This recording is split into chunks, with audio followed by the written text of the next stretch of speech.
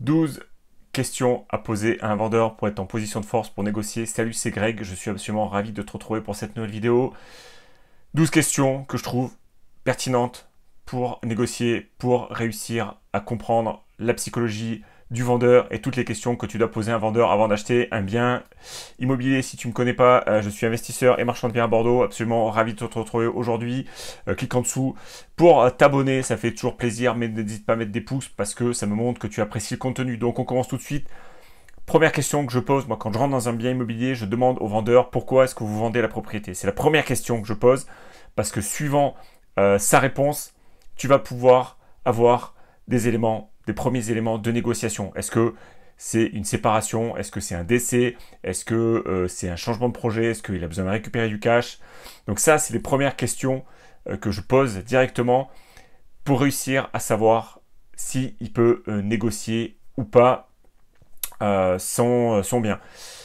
Ensuite, je pose la question, depuis combien de temps la propriété est sur le marché? Ça aussi, c'est une très bonne question parce que des fois, tu vas voir qu'une annonce va apparaître sur le Bon Coin ou sur les petits sites d'annonces et tu vas te dire, ouais, super, c'est une nouvelle bonne affaire et tout ça. Et en fait, il est possible que le bien atterrisse dans une nouvelle agence, que tu l'as pas vu passer, ou que ça peut arriver que le bien soit passé en off, qu'il y ait déjà eu un premier financement, que ça soit tombé à l'eau, que ça soit publié dans une agence. Donc du coup, moi je pose toujours la question de savoir depuis combien de temps le propriétaire actuel essaie de vendre son bien. Parce que là aussi, si c'est tout frais ou si ça fait 6 mois, 1 an, 2 ans, il ne va pas être dans les mêmes conditions de négociation que si ça fait... voilà.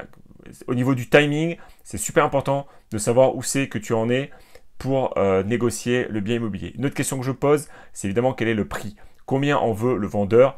Quel est son objectif de vente? Souvent, ils sont en concertation avec les agents immobiliers. L'agent immobilier va te dire le prix de vente c'est tant. Il sait qu'il y a potentiellement un potentiel de négociation de temps. Mais encore une fois, moi je n'écoute pas les agents immobiliers. Quand je fais des offres, c'est moi qui décide ma rentabilité cible, c'est moi qui décide la marge que je souhaite avoir sur le bien en question. Et c'est en aucun cas l'agent immobilier de décider pour vous.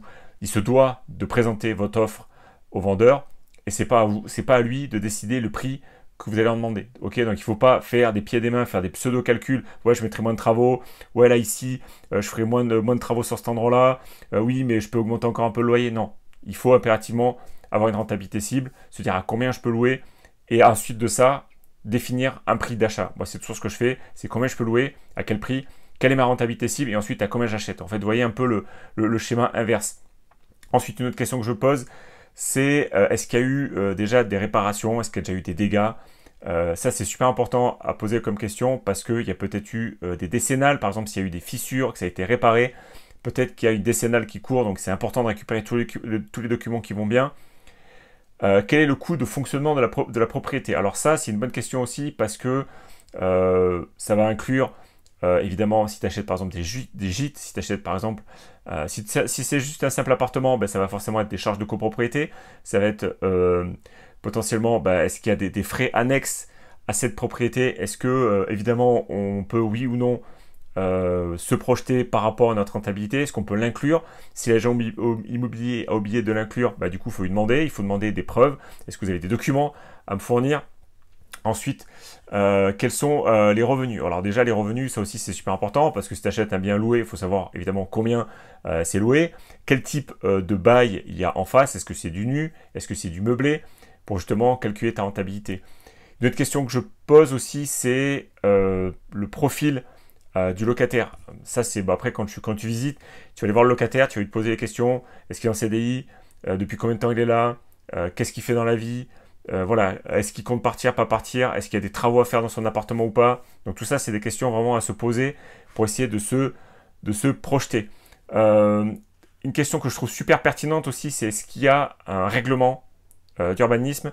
Est-ce qu'il y a un règlement de copropriété? Donc, s'il y a un règlement de copropriété dans l'immeuble, je te conseille de le récupérer et de le lire parce que tu vas voir qu'il y a certaines choses des fois qui ne sont pas possibles. Je pense notamment à la problématique des colocations. Certaines fois, tu vas te rendre compte que dans l'immeuble, c'est pas possible de faire une colocation et que tu avais souhaité en faire une parce que ça s'y prêtait bien. C'est un T4, T5, T6, que tu pouvais faire des simples travaux, avoir une chambre supplémentaire. Mais sauf que dans le règlement de copropriété, c'est pas possible, ou la location courte durée non plus n'est pas possible. Donc là, ce que je te conseille de faire, c'est carrément de demander le numéro de téléphone de la personne qui gère l'immeuble, donc soit du responsable du syndic, ou soit de la personne du bénévole de l'immeuble, et pose-lui toutes tes questions, dire voilà le projet que je veux faire, est-ce que c'est possible ou pas, est-ce que c'est gênant pour vous, pour justement pas te mettre à dos la copropriété, parce que si tu commences à te mettre à dos la copropriété, c'est pas bon sur le long terme. Ensuite, quelle est la situation financière du vendeur? Alors ça, c'est une question que j'aime bien poser, parce que la situation financière du vendeur, c'est est-ce qu'il travaille, qu'est-ce qu'il a, est-ce qu'il a une entreprise, est-ce qu'il est dans une profession libérale. En fait, toute cette question-là, tout ce tissu d'informations que je viens de donner depuis tout à l'heure va avoir un impact vraiment considérable sur ta négociation, parce que si jamais le vendeur, tu te rends compte qu'il manque de temps, bah, du coup, c'est-à-dire que son immeuble se dégrade, donc du coup, il sait qu'il perd de l'argent. Si c'est quelqu'un qui est plutôt sur un profil, on va dire, qui a des dettes ou qui est en cours de divorce et qui du coup a besoin de vendre rapidement, ça va pas du tout avoir le même impact sur la négociation que si c'est une personne qui est âgée, qui a plus du tout de crédit dessus et qui souhaite vendre parce qu'il en a marre de gérer le locataire. Ça peut arriver, mais du coup, ça va moins avoir, si la personne n'est pas pressée, tu vas pas pouvoir négocier aussi fortement le bien que si la personne est un peu pris par le temps et qui est un peu pris par des dettes. Donc ça, c'est vraiment des questions qu'il faut impérativement poser aux vendeurs. Ensuite, un autre point que j'aime bien invoquer aussi, c'est quelles vont être les offres conditionnelles qu'il va accepter dans le compromis. Alors les offres conditionnelles, les conditions suspensives, je vais y arriver. Les conditions suspensives, ça va être évidemment le financement, parce que évidemment, en tant qu'investisseur, si jamais on se rend compte qu'il y a un problème, il faut impérativement pouvoir faire ce que j'appelle sauter le compromis, c'est-à-dire pouvoir sortir intelligemment en envoyant des refus de prêt au notaire. Ça peut arriver. Moi, j'ai déjà eu le cas. Quand tu achètes un bien immobilier et que tu te rends compte qu'il y a des fissures que tu n'avais pas vues ou qu'il y a des frais de travaux qui sont pas du tout en adéquation avec ce que tu voulais, ou que l'artisan te dit bah là en fait tu n'avais pas prévu de changer ça, mais en fait faut tout casser, ça va pas du tout, et en fait ça explose ton budget. Donc il va falloir négocier des offres de conditions suspensives. Alors en marchand de biens, évidemment qu'il y a des conditions d'urbanisme qui ont un impact vraiment considérable sur le délai de vente. Je pense notamment aux demandes préalables. Tu sais, les demandes préalables, ça prend entre 4 et 6 mois, donc du coup ça allonge les délais de vente. Normalement un délai de vente c'est entre 3-4 mois quand ça se passe bien, et ça peut aller, comme tu peux t'en douter avec une demande préalable, ça peut aller jusqu'à 6 mois voire plus suivant comment ça se passe. Donc si la personne en face est pressée, évidemment qu'il y a conditions suspensives d'urbanisme. Alors même si tu fais du locatif, tu peux avoir le cas de figure où tu as besoin de créer une ouverture, donc il faut déposer un permis de construire en mairie.